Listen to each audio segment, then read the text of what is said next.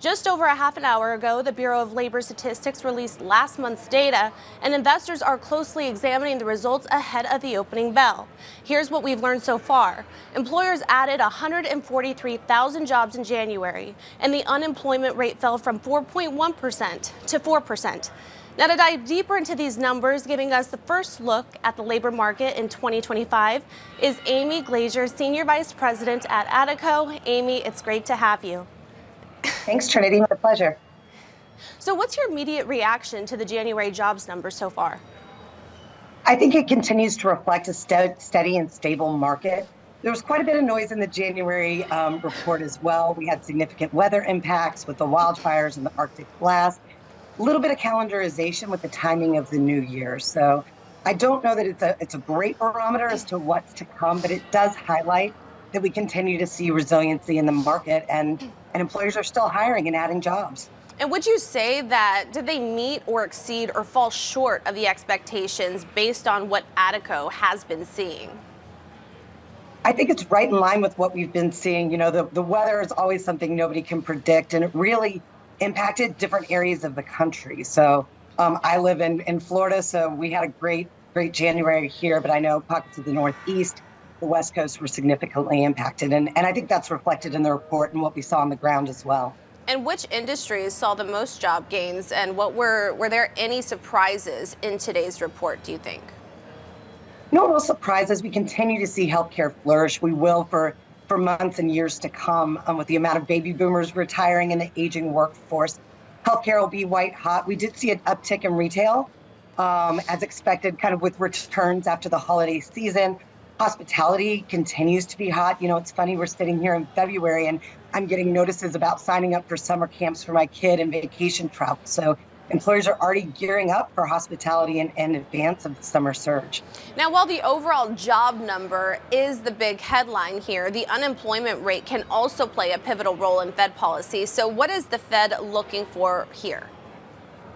I think they're looking for consistency and really to see what the trends look like in the future. Again, we've had several months of just a lot of noise, whether it be weather impact, we had the election, we had strikes. So I think they're just looking for a sense where they can really get a true trend line in order to make a decision. And wages, they also remain a key focus here. So what does today's data, does it line up with your expectations when it comes to the wages aspect? It does. You know, we started to hear whispers of wage pressures and wage growth about November. December was a little bit quiet. We heard it pick up a little bit in January. But you've also got to remember, January is oftentimes when employers give annual increases. So we would expect in January, February, March, as year-end performance reviews are taking place and merit increases are happening, we would expect a spike in wages as well. And looking ahead, I'm interested to hear your take on what hiring trends are emerging for February and how are employers adjusting their workflow strategies for the rest of the year? Flexibility is key, Trinity, whether it be in that hybrid situation, work from home versus working in office in a hybrid manner, or flexible scheduling. You know, the gig workforce by 2027 is predicted to outpace the standard 40-hour-a-week worker. So employers are really looking at flexibility, that notion of just-in-time staffing and part-time flexible workforce. So we'll continue to see those trends moving into the upcoming months. And we're also seeing a generational divide here in work preferences, with some favoring stability while others are favoring flexibility. What is driving this shift and how are employers responding to this?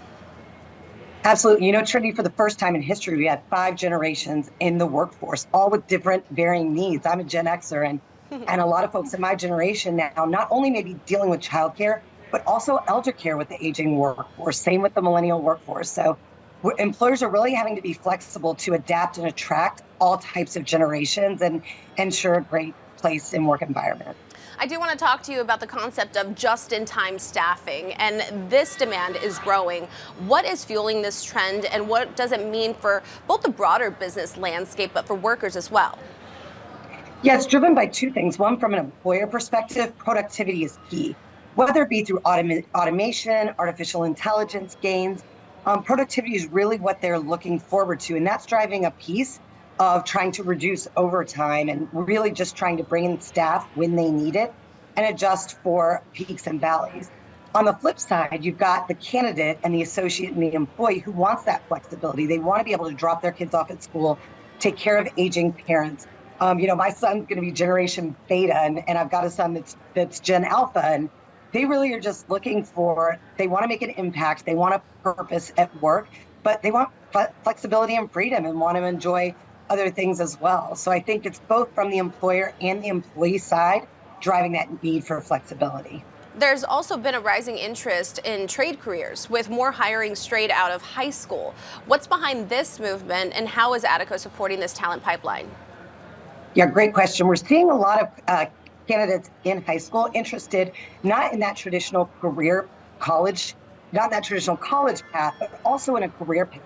We have a program at Adecco called YES, and it stands for Youth Employment Solutions, where we're partnering with companies to provide work-based learning opportunities and pre-apprenticeships for 16 and 17-year-olds before they even get out of high school, so that they can have exposure to workplaces they may not traditionally have had exposure to.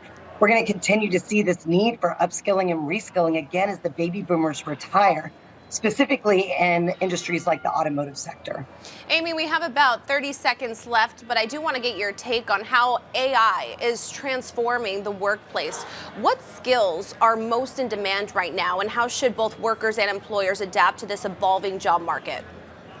It's amazing, and it's going to transform the market. And I think what it really highlights is that need for soft skills, for empathy, for the human touch, and people that can really tap into that aspect will continue to be in demand as the AI is going to take those more tactical administrative duties off. So the ability to connect with people, to empathize, to draw out the best in them, that's going to continue to be something employers are looking for in the future. It's not just hard skills, it's the soft skills and the behavioral-based traits that are going to really be in a calling in the future. Well, Amy, it's a pleasure having you on the show. Again, Amy Glaser, Senior Vice President at Adecco.